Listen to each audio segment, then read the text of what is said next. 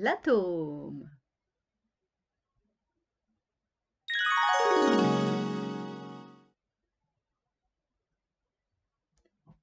Tout ce qui nous entoure est constitué de particules. Prenons un morceau de cuivre. Nous pouvons le couper en morceaux de plus en plus petits. Même réduit en copeaux, du cuivre reste toujours du cuivre.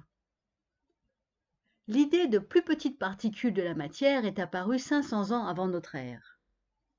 Le mot atome vient du latin atomus et du grec atomos, signifiant indivisible, qu'on ne peut couper. Il désigne le plus petit élément simple et stable qui conserve ses propriétés.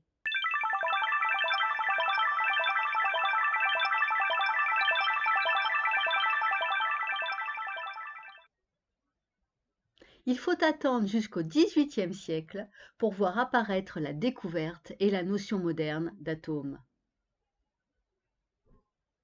Au XVIIIe siècle, la chimie devient une véritable science, avec le Britannique Joseph Priestley et le Français Antoine Laurent de Lavoisier.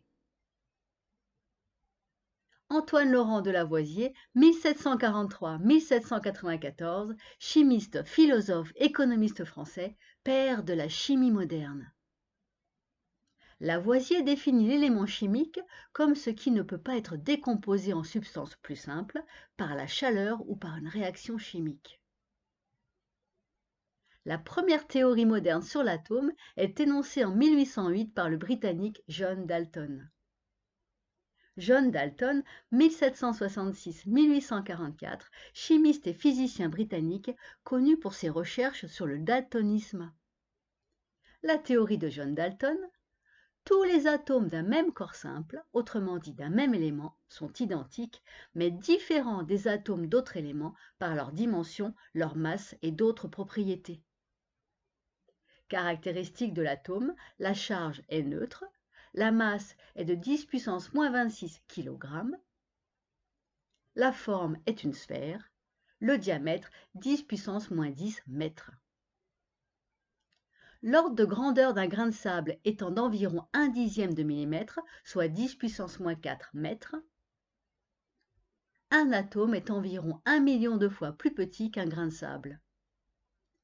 Il y a 11 milliards de milliards d'atomes de fer dans un milligramme de fer.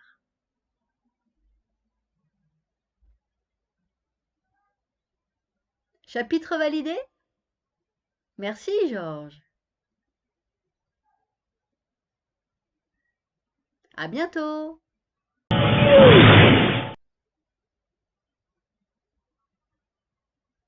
Vous avez été intéressé?